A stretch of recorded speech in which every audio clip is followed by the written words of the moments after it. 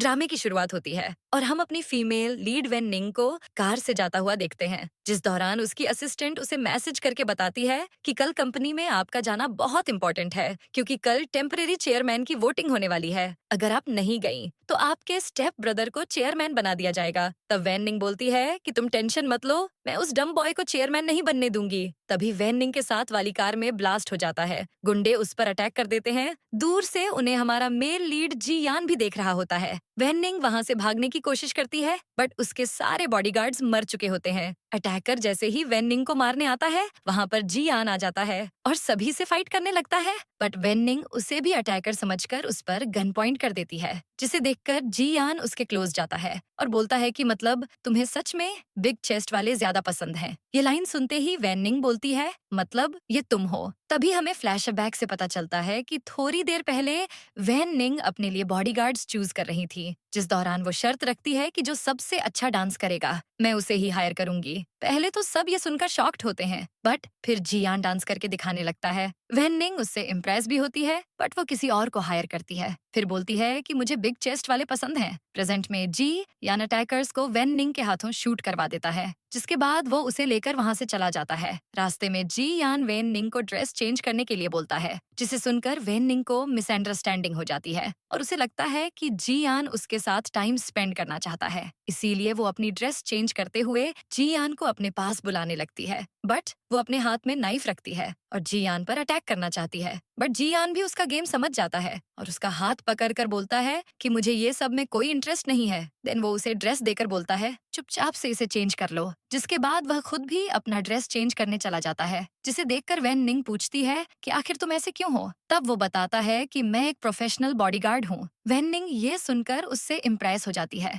Next morning हम देखते हैं कि वैन निंग की स्टेप मदर उसके फादर के पास होती है और बोलती है कि सिर्फ तुम्हारी वजह से मुझे प्रॉपर्टी एक्वायर करने में इतनी प्रॉब्लम हो रही है। जिसके बाद वो अपने बेटे प्रिंस को डांटते हुए बोलती है कि तुम वहाँ गेम क्या खेल रहे हो, आकर अपने फादर पर ध्यान दो। बट प्रिंस तो अपने फादर को देखकर मुंह बनाने लगता है। मिसेस वेन कॉल पर किसी को ऑर्डर देती है कि वो लड़की किसी भी हाल में जिंदा नहीं बचनी चाहिए। तभी वहाँ पर मिस्टर वेन के छोटे भाई मिस्टर जियांग आ जाते हैं और मिसेस वेन को हक करते हुए बोलते हैं कि सिस्टर इन लॉ अब टेंशन मत लीजिए, मैं उस लड़की को जिंदा नहीं बचने दूंगा और पूरी प्रॉपर्टी सिर्फ और सिर्फ आपकी ही होगी। यहाँ हम समझ पाते हैं कि ये दोनों मिले हुए हैं। वहीं दूसरी तरफ हम देखते हैं कि जी यान वैन निंग को छुपाते हुए मेट्रो से ले जा रहा होता है, बट गुंडे वहाँ भी उनका पीछा नहीं छोड़ते हैं, जिनसे बचाने के लिए जी यान वैन निंग को किस करने की एक्टिंग करता है और इस दौरान दोनों के बीच एक स्वीट सा मोमेंट भी बन जाता है। जिसके बाद वो उसे कार की डिग्गी में छुपाकर ऑफिस ले जाता है। ऑफिस पहुंचकर वैन निंग उससे कंप्लेंट करती है कि तुम मुझे कार की डिग्गी में लेकर क्यों आए। तब जी यान बोलता है कि सिर्फ इसी तरीके से तुम ऑफिस जिंदा पहुंच पाई हो। जिसके बाद वैन निंग वहां से मीटिंग के लिए जाने लगती है, लेकिन जी यान उसे रोक देता है और बोलता है कि तुम इस अटायर में मीटिंग के लिए तो नहीं जा सकती हो ना। फिर वो कार की तरफ इशारा करता है, जिसके बाद वैन निंग अपना ड्रेस चेंज करने लगती है और पूछती है कि आखिर तुमने ये सब कब लिया। तब जियान बोलता है कि मैं तुम्हारा बॉडीगार्ड हूँ, ये सब करना मेरा फर्ज है। जिसके बाद वो उसकी ड्रेस पहनने में हेल्प भी करता है। जब वैन निंग मीटिंग के लिए जाने लगती है, तब जियान उसे रोककर पूछता है कि मुझे एक्स्ट्रा पेमेंट तो मिलेगी ना। ये सुनते ही वैन निंग उसके क्लोज जाती है और उसे किस करते हुए बोलती है, ऑफ कोर्स। जिसके बाद वो वहाँ से चली जाती है। उधर मीटिंग हॉल में मिसेस वैन सभी को अपने बेटे को चेयरमैन बनाने के लिए कन्विंस कर लेती है और उन्हें डीएनए रिपोर्ट भी दिखाती है, जिससे कि सभी को यकीन हो जाए कि प्रिंस मिस्टर वैन का ही बेटा है। सभी लोग उसे वोट भी दे देते हैं, बट तभी वहाँ पर वैन निंग की एंट्री होती है, जिसे देखकर सभी शॉक्ड हो जाते हैं। वैन निंग सभी को प्रिंस और उसकी मॉम की सारी इलीगल बिजनेस की हिस्ट्री दिखाने लगती है, जिसे देखकर प्रिंस तो पागल ही हो जाता है और वैन निंग को भला बुरा बोलने लगता है। बट वैन निंग को इससे कोई फर्क नहीं पड़ता है। उल्टा वो सभी को ये भी बता देती है कि ये मेरे डैड का इलीगल सन है। मिसेस वैन निंग को समझाती है कि आखिर ये है तो तुम्हारा छोटा भाई ही ना, इसे माफ कर दो। बट वैन निंग उनका गेम अच्छे से समझ जाती है और सभी को ये भी बताती है कि जब तक मेरे डैड पूरी तरह से ठीक नहीं हो जाते, ये कंपनी सिर्फ मैं ही संभालूंगी। सभी शेयर होल्डर्स भी वैन निंग की बात से एग्री करते हैं और उसे टेम्परेरी चेयर वुमन बना देते हैं। मीटिंग के बाद वैन निंग वहाँ से बाहर जाने लगती है, लेकिन तभी प्रिंस उस पर पेपर वेट उठाकर अटैक कर देता है। लेकिन तभी वहाँ पर जी यान आ जाता है और वैन निंग को बचा लेता है। जी यान को देखते ही प्रिंस गुस्से में पूछता है कि आखिर तुम हो कौन। तब वो बोलता है कि मैं इनका बॉडीगार्ड हूँ, दोबारा ऐसा करने की कोशिश मत करना। वैन निंग भी सभी को बताती है कि यहाँ जो भी हुआ सब रिकॉर्ड हो चुका है, अब प्रिंस कभी चेयरमैन नहीं बन सकता है। इतना बोलने के बाद वो दोनों वहाँ से चले जाते हैं। जिन्हें जाता देख वो दोनों माँ बेटे गुस्सा करते हैं। नेक्स्ट सीन में हम जी यान और वैन निंग को प्रेस कॉन्फ्रेंस में देखते हैं, जहाँ पर वैन निंग ऑफिशियली यह अनाउंस कर देती है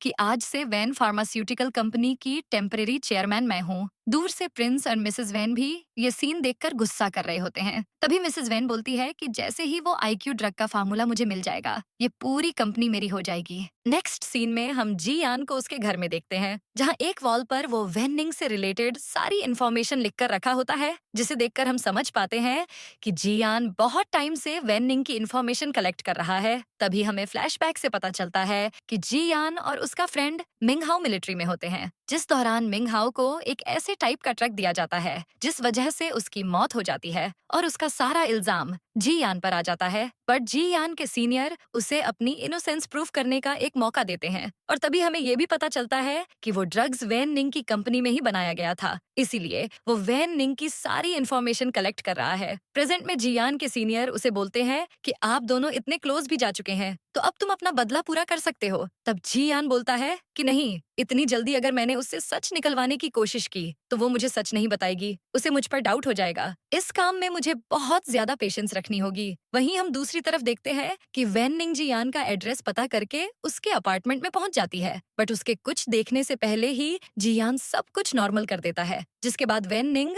उसे अपना पर्सनल असिस्टेंट बनाने का ऑफर देती है। बट जी यान सबसे पहले उससे पूछता है कि तुम्हें मेरा एड्रेस कैसे पता चला। तब वैन निंग उसकी जितनी भी इंफॉर्मेशन ऑनलाइन पब्लिक होती है वो सारी उसके सामने रख देती है, जिसे देखकर जी यान बोलता है मतलब तुमने मेरे बारे में बहुत कुछ पता लगा लिया है। जिसके बाद वो स्मोकिंग करने लगता है। वैन निंग उसे स्मोकिंग करने से मना करती है। जी यान बोलता है कि तुम मेरे पर्सनल मैटर्स में इंटरफेयर मत करो। देन वैन निंग भी बात बदल देती है। जी यान पहले तो उसका असिस्टेंट बनने से मना करता है, बट वैन निंग उसे पैसों का ऑफर देकर मना लेती है। फिर जी यान पूछता है कि क्या तुम्हें मुझ पर यकीन है। वैन निंग बोलती है हाँ, जिस तरह से तुमने मुझे प्रोटेक्ट किया है, मुझे लगता है कि तुम अपनी जान खतरे में डालकर मुझे प्रोटेक्ट करोगे, जिसके लिए मैं तुम्हें बहुत सारे पैसे भी दूंगी। इतना बोलकर वैन निंग वहाँ से जाने लगती है। तभी वो उस वॉल की तरफ देखती है, बट फिर इग्नोर करके वहाँ से चली जाती है। नेक्स्ट मॉर्निंग हम जियान को वैन निंग के घर में देखते हैं, जहाँ वैन निंग उसे हॉल में वेट करने के लिए बोलकर वहाँ से चली जाती है। तभी जियान वैन निंग की फैमिली फोटो देखने लगता है, लेकिन वैन निंग आकर उसे रोक देती है और बोलती है कि मेरी चीजें बिना मेरी परमिशन के मत छूना। जियान भी सॉरी बोलता है। देन वो दोनों वैन निंग का पूरा घर देखने के लिए चले जाते हैं। नेक्स्ट सीन में हम देखते हैं कि वैन निंग बाथटब में होती है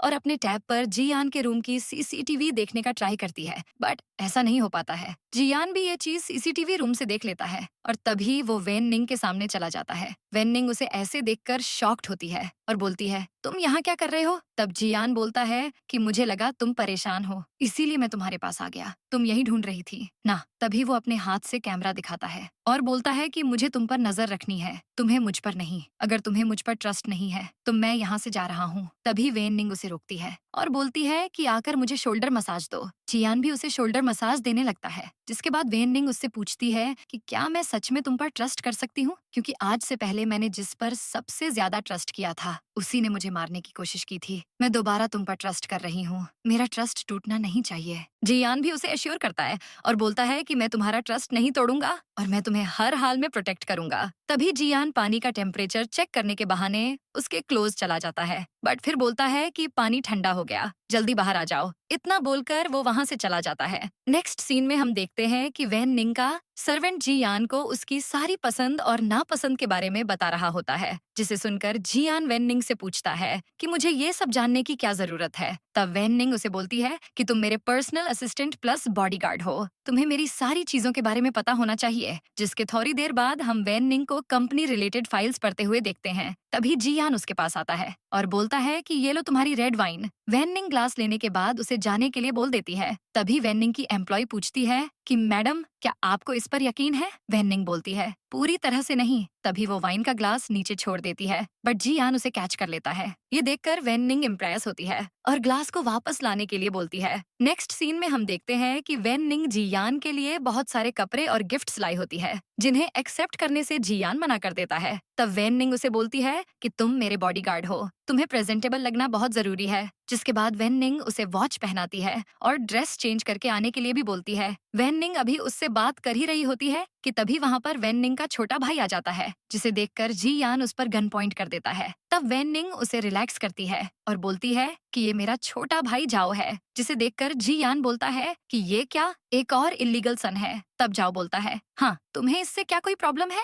जी यान उसे बस देखता रहता है। तभी वैन निंग बोलती है कि ये मेरा बॉडीगार्ड है, ये हमेशा मेरे साथ ही रहता है। लेकिन जाओ फिर भी जी यान को वैन निंग से दूर रहने के लिए बोलता है और खुद वैन निंग को हक करने जाता है, बट वैन निंग उसे रोक देती है और उसका कान पकड़ते हुए बोलती है कि तुम बड़े हो गए हो, अब बच्चे नहीं हो। जिसके बाद जाओ उसे D&D ड्रग की फाइल दिखाता है और बोलता है कि ये अप्रूव हो चुका है, बस इसका फाइनल स्टेप बाकी है। जिसे देखकर वैन निंग खुश होती है। तभी जियान मन में सोचता है कि क्या सच में वैन निंग का उस ड्रग में हाथ था? जियान को ऐसे देखकर वैन निंग पूछती है कि क्या तुम्हें भी ये फाइल रीड करनी है? जियान नो बोलता है। जिसके बाद वैन निंग उस फाइल को स्टडी रूम में रखने के लिए बोल देती है। जियान को जाता देख जाओ पूछता है कि क्या यह सच में ट्रस्ट के लायक है? वैन निंग बोलती है कि अगर ये धोखेबाज हुआ तो मुझे पता चल जाएगा। वो अपने फोन में सीसीटीवी के थ्रू जियान को देख रही होती है, बट जियान फाइल चुपचाप टेबल पर रखकर वहाँ से चला जाता है, जिसे देखकर वैन निंग स्माइल करती है। जिसके थोड़ी देर बाद वैन निंग ऑफिस जाने के लिए निकलती है।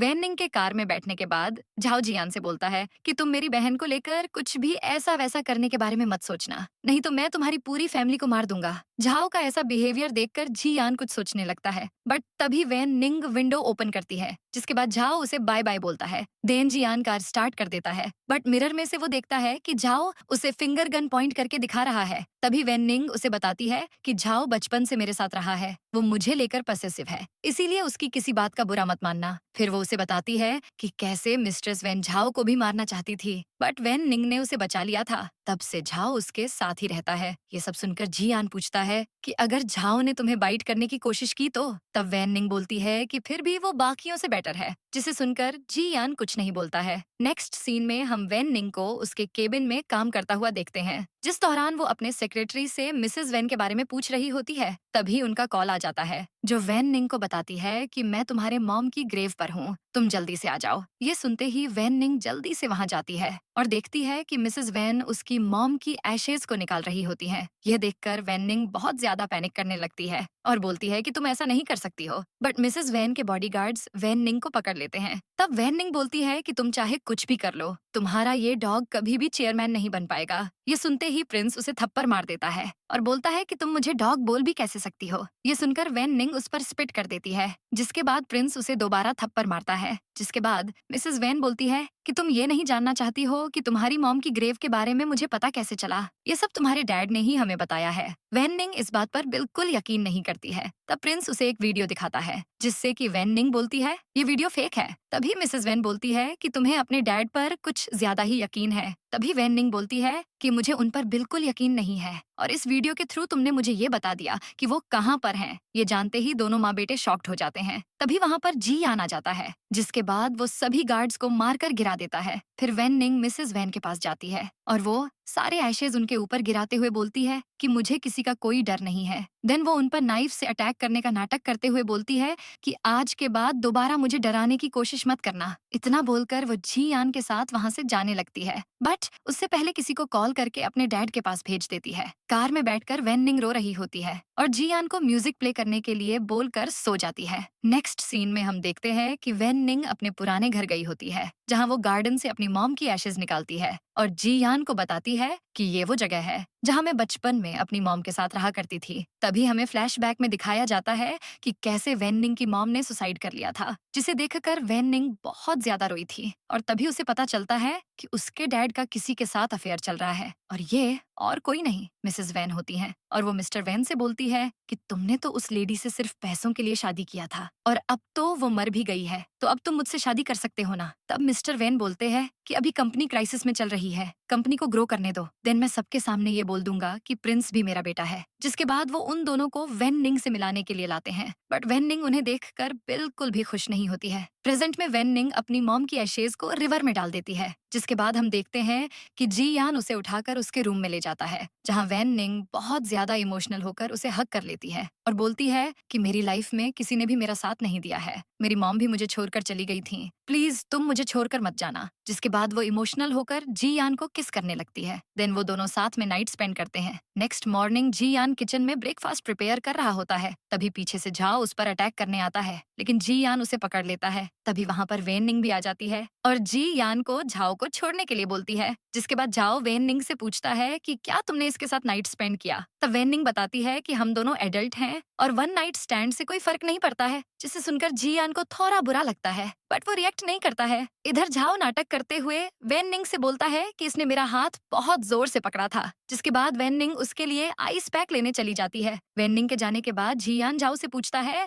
कि तुम मुझसे ज्यादा नफरत करते हो या फिर अपनी सिस्टर से। झाओ इसका कोई जवाब नहीं देता है। नेक्स्ट सीन में हम वेन निंग को एक बिजनेस डील करते हुए देखते हैं, जहाँ पर वो अपने ऑस्ट्रेलिया वाले ब्रांच के लिए डील कर रही होती है। तभी सामने वाला इंसान बोलता है कि आपकी मॉम ने तो हमें बताया है कि वो ब्रांच लॉस में जा रहा है। जिसे सुनकर वेन निंग मन में बोलती है कि मिसेस वेन इतना नीचे गिर सकती हैं, मुझे पता नहीं था कि वो अपनी ही कंपनी को बुरा बना रही हैं। जिसके बाद वो उस आदमी को एश्योर करती है कि उसकी इन्वेस्टमेंट वेस्ट नहीं जाएगी। तभी वहाँ पर मिस्टर रॉन्ग आ जाते हैं। जिसके बाद वो आदमी वहाँ से चला जाता है। मिस्टर रॉन्ग आते ही वेन निंग से बोलते हैं कि तब तुम मुझसे ऑफिशियली सगाई कब कर रही हो। ये सुनकर वेन निंग बोलती है कि ये बात तो मेरी मॉम ने बहुत पहले की थी और अब तो वो जिंदा भी नहीं है। तभी मिस्टर रॉन्ग बोलते हैं कि बट तुम्हें तो पता है ना, मैं तुम्हारी कंपनी का सबसे बड़ा इन्वेस्टर हूँ, अगर तुमने मुझसे शादी की तो तुम फायदे में रहोगी। जिसकी बात से वेन निंग भी एग्री करती है। दूर से उन्हें जियान और झाओ भी देख रहे होते हैं। तभी झाओ जियान से बोलता है कि क्या तुम ये सब देख सकते हो। जियान बोलता है कि वो मेरी मालकिन है,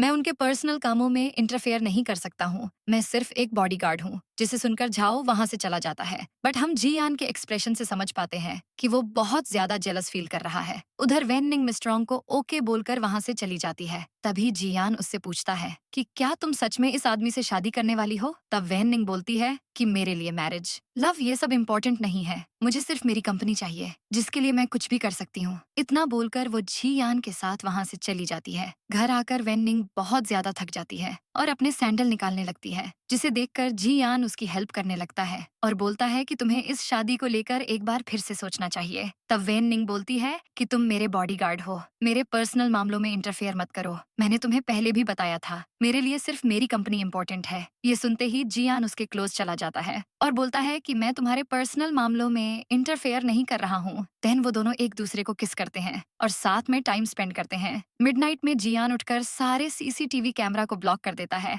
जिसके बाद वो वेन निंग के स्टडी रूम में जाता है और सारी फाइल्स की फोटो क्लिक करने लगता है। तभी वेन निंग की भी आंख खुल जाती है और वह स्टडी रूम में आने लगती है, लेकिन तब तक जियान वहाँ से जा चुका होता है और उसके रूम के पास जाकर वेन निंग को आवाज देता है। वेन निंग उसे देखकर पूछती है कि तुम आखिर कहाँ थे। तब वो बताता है कि मैं वॉशरूम में था, तुम जाकर सो जाओ। नेक्स्ट मॉर्निंग जियान स्मोकिंग कर रहा होता है। तभी वेन निंग उसके पास एंगेजमेंट रिंग्स की फोटो लेकर आती है और बोलती है कि देखो ये रिंग्स कैसी हैं। जियान बोलता है परफेक्ट हैं। यह सुनकर वेन निंग खुश हो जाती है और वहाँ से वेडिंग ड्रेस सिलेक्ट करने के लिए चली जाती है। वेन निंग के जाने के बाद जियान का सीनियर उसे मैसेज करता है और बताता है कि तुमने जितनी भी फाइल्स की फोटोज भेजी हैं, उनमें से कोई भी वो ड्रग की फाइल नहीं है जो तुम्हारे फ्रेंड को दिया गया था, बट जो ऑस्ट्रेलिया वाले ब्रांच की फाइल है उसमें उसका कुछ क्लू मुझे दिख रहा है। जियान बोलता है कि मुझे लगता है वेन निंग इन सब में इन्वॉल्व नहीं है, बट फिर भी मैं और इन्वेस्टिगेट करूंगा। नेक्स्ट सीन में हम वेन निंग को वेडिंग गाउन ट्राई करते हुए देखते हैं। वहीं मिस्ट्रॉन्ग भी बाहर बैठा होता है, जो जियान को देखकर बोलता है कि मुझे नहीं लगता है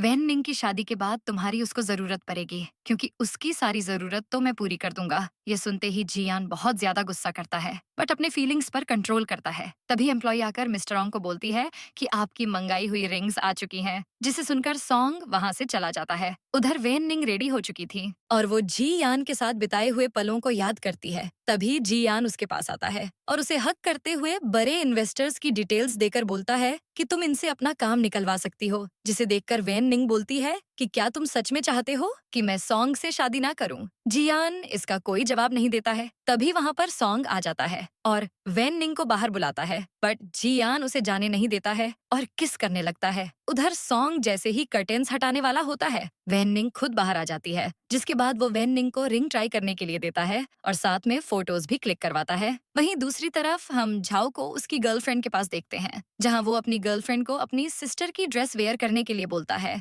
यहाँ उसके बिहेवियर से हम समझ पाते हैं कि वो वैन निंग को दूसरी नजर से देखता है। नेक्स्ट सीन में हम देखते हैं कि जी यान अपना शूटिंग प्रैक्टिस कर रहा होता है और वैन निंग को याद कर रहा होता है। तभी वहाँ पर वैन निंग आ जाती है और पूछती है कि क्या तुम मुझे भी शूटिंग करना सिखाओगे। जियान बोलता है कि तुम्हारे पास मैं हूँ, तुम्हें शूटिंग प्रैक्टिस की क्या जरूरत है। तब वैन निंग बोलती है कि मैं किसी पर भी डिपेंडेंट नहीं होना चाहती हूँ, इसीलिए मैं चाहती हूँ कि तुम मुझे शूटिंग सिखाओ, जिसके लिए जी यान मान जाता है और उसे शूटिंग सिखाने लगता है। नेक्स्ट सीन में हम देखते हैं कि जी यान और वैन निंग सॉन्ग से मिलने उसके ऑफिस गए होते हैं, बट उसके गार्ड्स वैन निंग से बोलते हैं कि बॉस ने सिर्फ आपको अंदर जाने के लिए बोला है, जिसे सुनकर वैन निंग जी यान को वहीं वेट करने के लिए बोलकर अंदर चली जाती है। अंदर जाते ही सॉन्ग वैन निंग को ड्रिंक ऑफर करता है, बट वैन निंग बोलती है कि मैं काम के टाइम ड्रिंक नहीं करती और उसे इन्वेस्टमेंट वाली कॉन्ट्रैक्ट साइन करने के लिए बोलती है। बट सॉन्ग उस फाइल में मैरिज कॉन्ट्रैक्ट भी रख देता है, जिसे वैन निंग फाड़ देती है और बोलती है कि अब ये पॉसिबल नहीं है। ये सुनते ही सॉन्ग गुस्सा करने लगता है। तब वैन निंग उसे बताती है कि मुझे एक कैरेक्टरलेस आदमी से शादी नहीं करनी है। जिसके बाद वो सॉन्ग की एक लड़की के साथ किस करते हुए फोटोज दिखाती है, जिसे देखकर सॉन्ग बोलता है कि अफेयर्स किसके नहीं होते हैं। तब वैन निंग बोलती है कि अफेयर्स होते हैं, बट अपने डैड की मिस्ट्रेस के साथ नहीं। जिसके बाद वो उसे धमकी देती है कि अगर तुमने इस इन्वेस्टमेंट के कॉन्ट्रैक्ट पर साइन नहीं किया तो मैं ये फोटोज पब्लिक कर दूंगी। जिसके बाद सॉन्ग कॉन्ट्रैक्ट साइन कर देता है, बट वैन निंग जैसे ही वहाँ से जाने के लिए निकलती है, उसे चक्कर आने लगते हैं और वो बेहोश हो जाती है। तभी हमें पता चलता है कि वहाँ के एयर फ्रेशनर में सॉन्ग ने ड्रग्स मिला दिए होते हैं। जिसके बाद सॉन्ग वैन निंग के साथ मिसबिहेव करने लगता है, बट तभी जी यान वहाँ पर पहुँच जाता है और सॉन्ग के पैर में शूट कर देता है। जिसके बाद वो वैन निंग को लेकर वहाँ से चला जाता है, बट वैन निंग नशे में होने की वजह से जी यान के क्लोज चली जाती है। जिसके बाद दोनों साथ में किस करते हैं और टाइम स्पेंड करते हैं। वहीं दूसरी तरफ हम हॉस्पिटल में सॉन्ग को देखते हैं, जहां डॉक्टर उसका ट्रीटमेंट कर रहे होते हैं, बट यहाँ हमें कुछ सस्पिशियस लगता है। नेक्स्ट मॉर्निंग वैन निंग जियान से पानी मांगती है, बट जियान उसे किसके थ्रू पानी फीड करा देता है। तभी वहाँ पर झाओ आ जाता है और न्यूज़पेपर दिखाते हुए बोलता है कि सॉन्ग की मौत हो चुकी है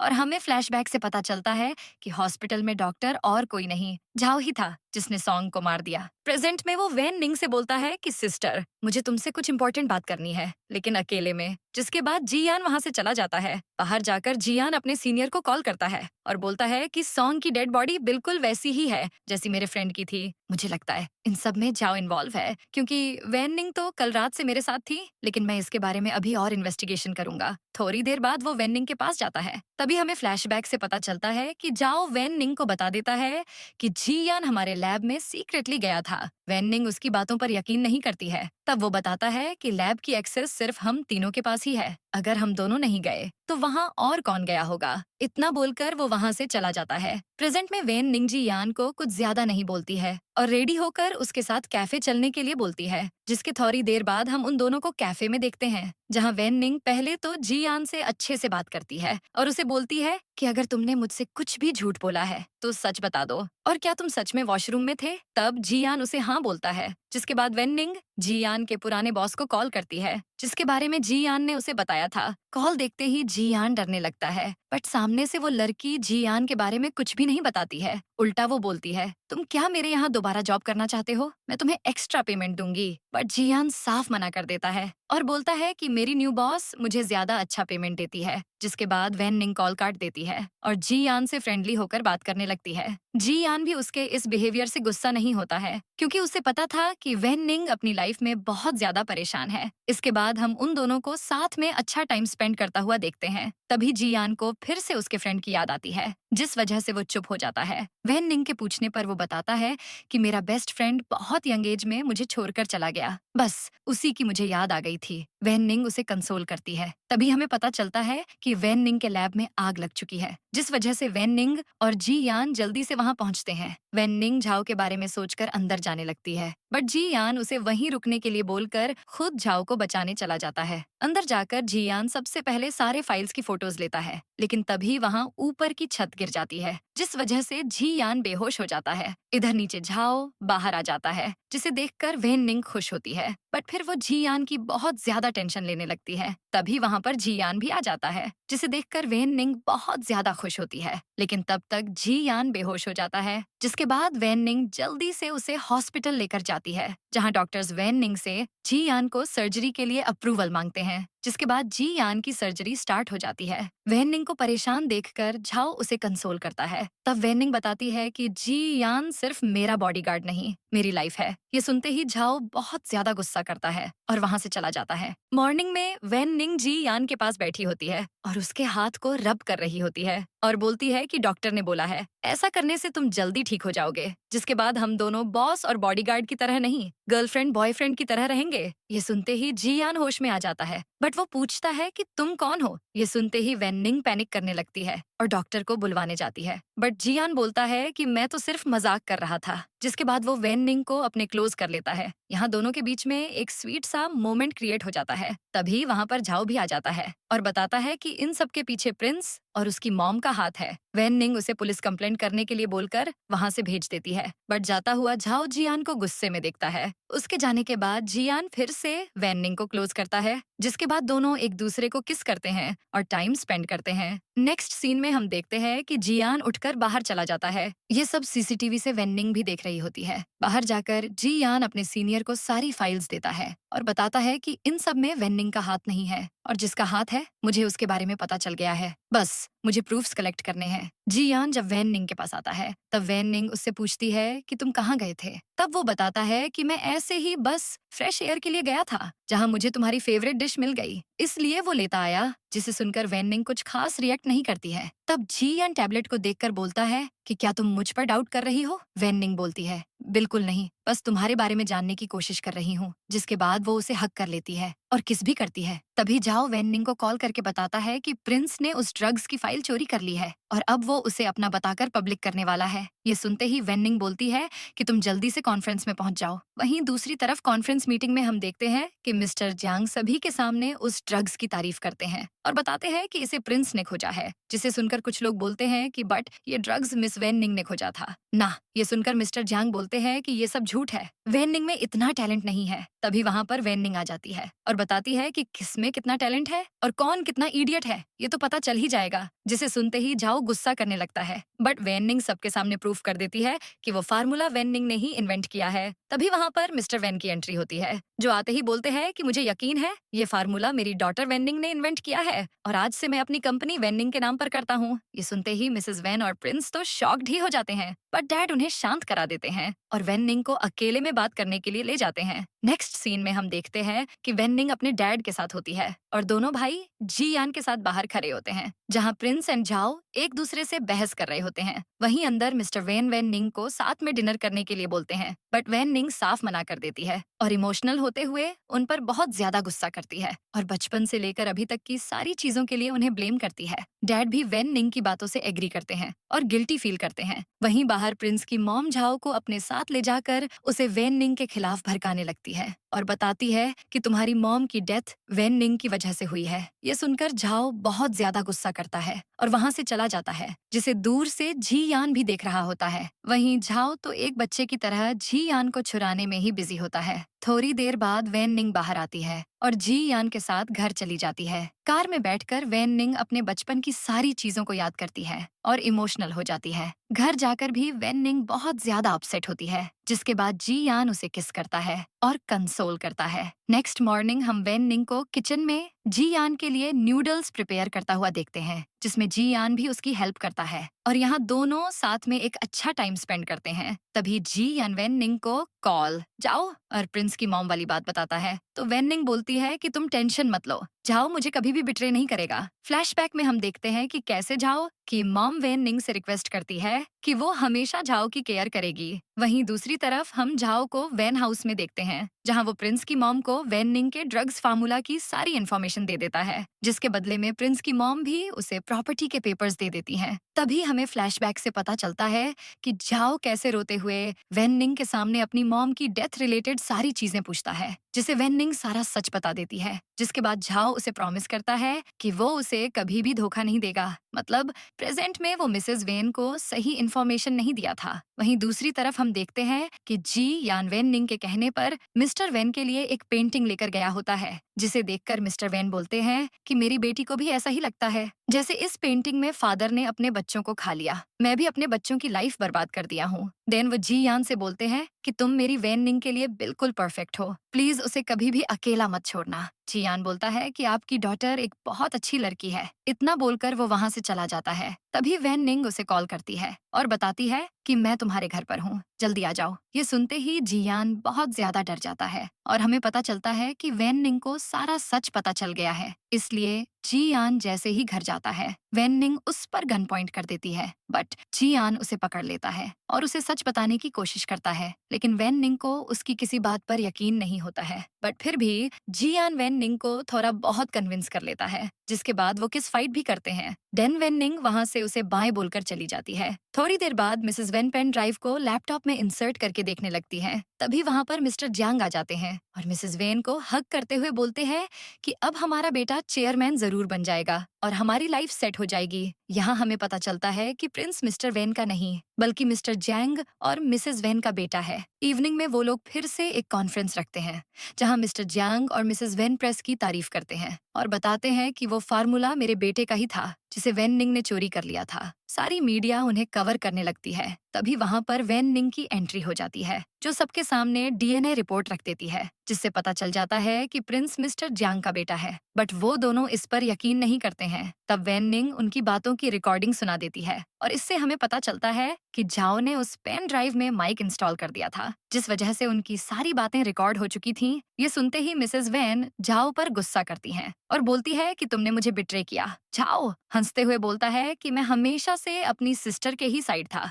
जिसके बाद guards mister Zhang, Mrs Wen और प्रिंस को वहां से लेकर चले जाते हैं। ये न्यूज दूर से मिस्टर वेन भी देख रहे होते हैं, जिसे देखकर उन्हें बहुत ज्यादा बुरा लगता है। तभी प्रिंस उनके सामने रोते हुए बोलता है, डैड मैं आपका ही बेटा हूँ। बट डैड तो उसे अपनी स्टिक से मारने लगते हैं, जिसे देखकर प्रिंस उन्हें धक्का दे देता है, जिस वजह से वो बेहोश हो जाते हैं, जिन्हें देखकर प्रिंस वहां से भाग जाता है। नेक्स्ट सीन में हम देखते हैं कि मिस्टर वेन हॉस्पिटल में एडमिट होते हैं और वेन निंग उनके पास बैठकर एप्पल पील कर रही होती है। तभी वेन निंग अपने डैड को बताती है कि वैसे आप और अंकल आइडेंटिकल ट्विन हैं, इसलिए आप दोनों का डीएनए भी सेम है। तो अगर मैं प्रिंस का टेस्ट आपसे कराती तो वो आपका बेटा भी निकलता। ये सुनते ही डैड शॉक्ड हो जाते हैं और वेन निंग स्माइल करते हुए वहां से चली जाती है। नेक्स्ट सीन में हम वेन निंग को जी आन के पास देखते हैं, जहां वो उसकी पॉकेट से सिगरेट निकालकर स्मोकिंग करने लगती है। देन उसे गुड बाय बोलकर उसके ऊपर गन पॉइंट करते हुए बोलती है कि तुम्हें अपनी सारी इन्वेस्टिगेशन यहीं पर रोकनी होगी। अगर तुम नहीं माने तो तुम्हें यहीं शूट कर दूंगी। जियान इन्वेस्टिगेशन रोकने से मना कर देता है, जिसे सुनते ही वेन निंग उसे शूट कर देती है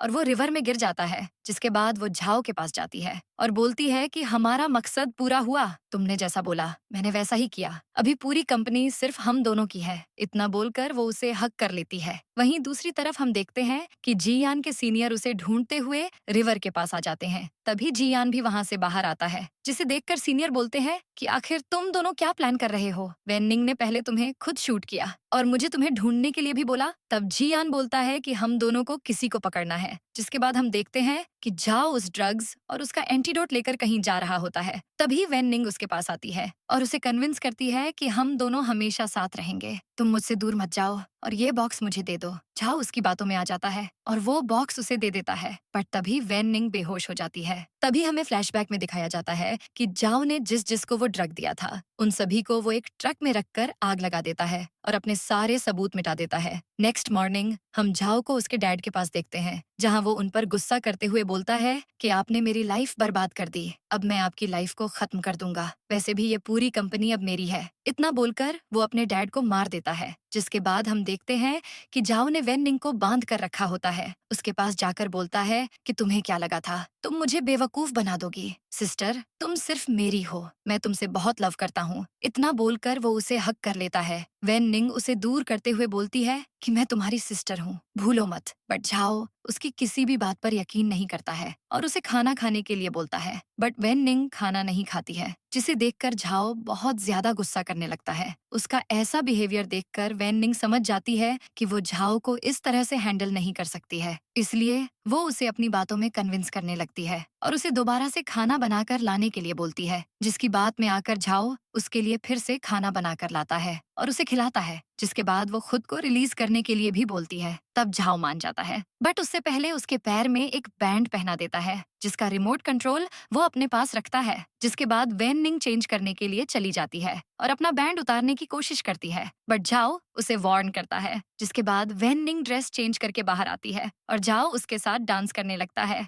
जिस दौरान वो उसे किस करने जाता है, बट वेन निंग उसे दूर कर देती है, जिसे देखकर झाओ गुस्से में उसका गला पकड़ने लगता है। इसी दौरान वेन निंग नीचे गिर जाती है और वहां से भागने लगती है, लेकिन झाओ तभी ड्रग्स इंजेक्शन लेकर वेन निंग पर पॉइंट कर देता है। पर तभी वहां पर जियान आ जाता है, लेकिन झाओ उसे ब्लैकमेल करता है, जिसकी वजह से जियान अपना गन नीचे रख देता है। जिसके बाद झाओ वो ड्रग वाला इंजेक्शन जियान को खुद को इंजेक्ट करने के लिए बोलता है। वेन निंग को बचाने के लिए जियान भी वैसा ही करता है। ये देखकर वेन निंग बहुत ज्यादा हर्ट होती है और झाओ को धक्का देकर जियान के पास चली जाती है, जिसे ऐसा देखकर फाइनली झाओ हार मान जाता है और वेन निंग को उस ड्रग का एंटीडोट दे देता है। जिसके बाद जियान और वेन निंग वहां से चले जाते हैं। जिन्हें जाता देख झाओ बोलता है कि सिस्टर, अब मैं तुमसे सिर्फ नफरत करता हूँ। फिर हमें कुछ दिनों बाद का सीन दिखाया जाता है। यहाँ वेन निंग अपनी मॉम की ग्रेव पर गई होती है, जिन्हें दूर से जियान और सीनियर भी देख रहे होते हैं। सीनियर जियान को बोलते हैं कि फाइनली तुमने अपना मिशन पूरा किया, उस ड्रग का एंटीडोट ढूंढ लिया, अब कोई उस ड्रग से नहीं मरेगा। नेक्स्ट सीन में हम वेन निंग को ऑफिस में देखते हैं, जहां वो फाइनली चेयर वुमन अनाउंस हो जाती है। इसी के साथ हमारे इस ब्यूटीफुल से ड्रामा की यहीं पर हैप्पी एंडिंग होती है।